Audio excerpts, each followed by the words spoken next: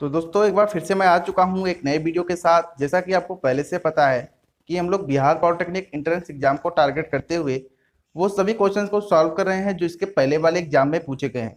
देखिए मैं यहाँ पे आपको वही क्वेश्चन को सॉल्व कराऊंगा जो इसके पिछले एग्जाम में रिपीटेड क्वेश्चन होते हैं या फिर सेम पैटर्न के होते हैं।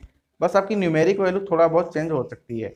ठीक है, तो मैं फटाफट क्वेश्चन को शुरू करता हूँ। इसके पहले दोस्तों अगर आपने चैनल को सब्सक्राइब नहीं किया तो इसको सब्सक्राइब जरूर कर लें। ऐसा मैं इसलिए बोल रहा हूँ क्योंकि मैं इसके आगे जो आपका रिजल्ट आएगा, कितना कट ऑफ जाएगा, क्या प्रोसेस होगा आपके काउंसलिंग का, सभी मैं आपको अपने इस चैनल के माध्यम से बताऊंगा।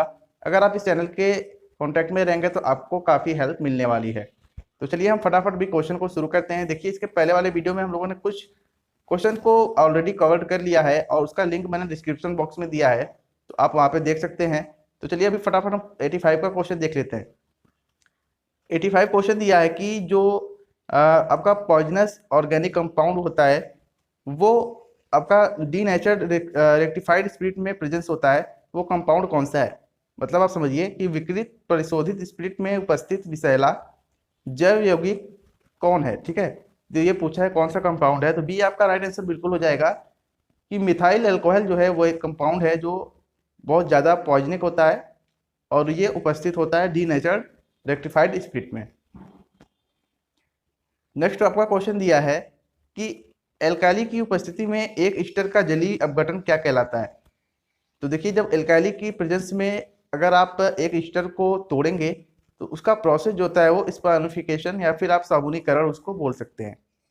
नेक्स्ट क्वेश्चन आपका दिया है कि वेजिटेबल ऑयल जो होता है उसमें समानता क्या पाया जाता है। ठीक है, तो आपको याद रखना है कि असंतृप्त वसा अम्ल जो होता है वो वनस्पति तेल में पाया जाता है। नेक्स्ट क्वेश्चन आपको देखिए यहाँ पे दिया है कि जो भारी जल होता है, ठीक है, भारी जल का अगर फॉर्मूला आपको नहीं पता तो ये DTO होता है, ड्यूटेरियम ऑक्साइड इसको बोलते हैं।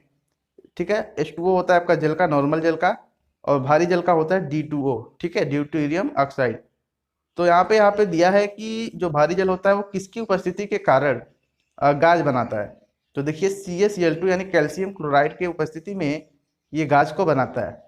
नेक्स्ट क्वेश्चन आपका दिया है कि मिसेल का जल विरोधी अंतः हाइड्रोकार्बन में घुलनशील है क्योंकि यह है। तो देखिए क्योंकि ये एक नॉन पोलर होता है तो इसलिए यहाँ पे बिल्कुल ये आपका राइट आंसर हो जाएगा, अध्रुवी होता है। नेक्स्ट क्वेश्चन देखिए यहाँ पे दिया है कि वे यौगिक जो सजाती श्रृंखला में नहीं आते। ठीक है, तो सजाती श्रृंखला में आपको पता ही होगा कि जो आपका यौगिक नहीं आता वो है बी, यानी कि C4 एस्टोल। वो ये कभी भी आपका जो होमोजीनियस सीरीज होता है उसमें नहीं आएगा। नेक्स्ट क्वेश्चन आपका देखिए अन्य परमाणुओं की के साथ साथ संयोजी बंध बनाकर लंबी श्रृंखला बनाने की प्रक्रिया क्या कहलाती है। तो ऐसे प्रोसेस को हम बोलते हैं कैटिनेशन या फिर श्रृंखलन, इसको आप बोल सकते हैं।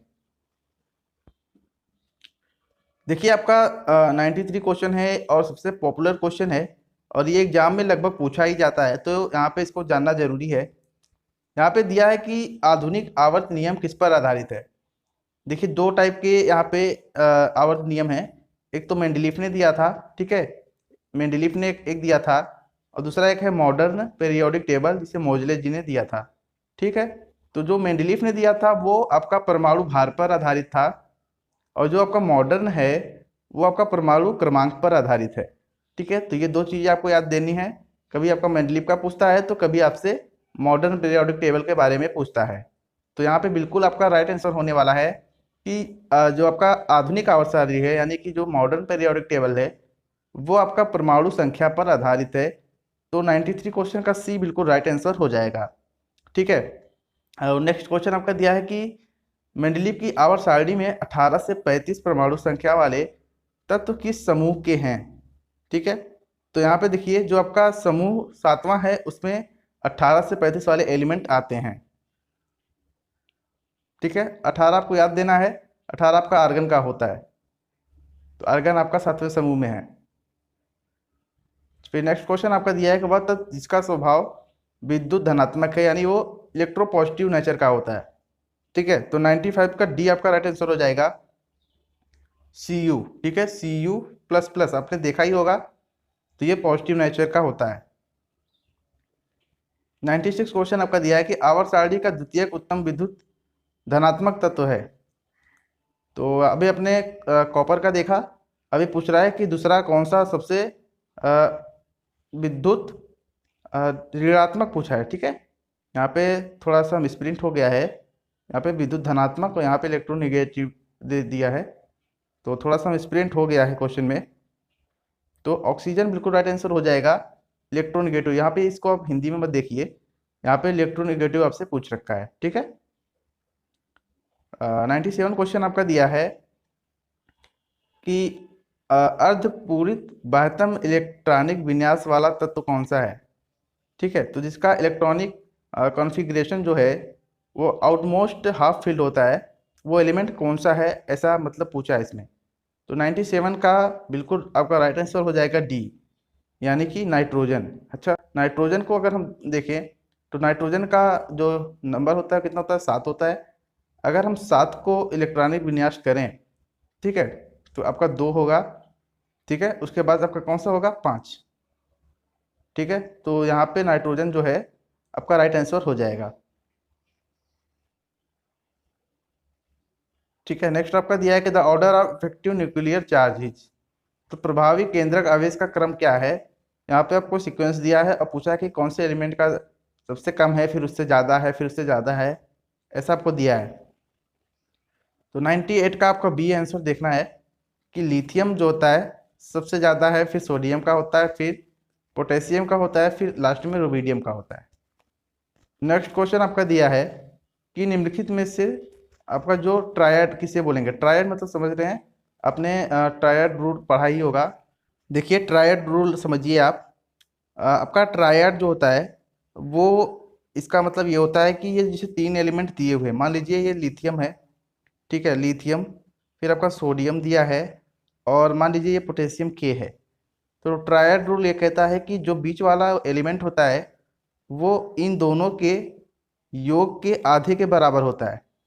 समझिए आप, इन दोनों के औसत के बराबर होता है, ये ट्रायड रूल कहता है। अगर मैं बात करूं लिथियम, सोडियम और पोटेशियम की, तो जो लिथियम का आपका एटॉमिक मास होता है यानी परमाणु भार होता है वो होता है 6.9, है ना।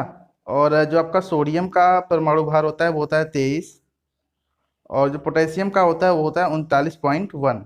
ठीक है, तो ये होता है। अगर मैं इन दोनों को ऐड करूं तो देखिए यहाँ पे मैं यहाँ पे ऐड कर रहा हूँ 6.9 प्लस 39.1, तो ये आपका आएगा 46। ठीक है, अगर हम 46 का आधा करेंगे तो आएगा कितना, 23। ठीक है, तो 23 इसका यहाँ पे मिल रहा है सोडियम का। तो ये ट्रायड रूल कहता है कि बीच वाला जो परमाणु क्रमांक होता है, सॉरी, जो बीच वाला एलिमेंट होता है वो आपके 2 एलिमेंट के औसत के बराबर होता है। तो यहाँ पे कुछ ट्रायड होते हैं, यहाँ पे देखिए डी आपका राइट आंसर हो जाएगा क्योंकि एक ट्रायड है, और लिथियम, सोडियम, पोटेशियम भी होता है। इसके बाद आपका क्लोरीन, ब्रोमीन और आयोडीन का भी होता है। तो एक बार आप ट्रायड का जो लिस्ट है वो नेट से सर्च करके पढ़ लीजिए, तो जिससे आपको काफ़ी हेल्प मिलेगी।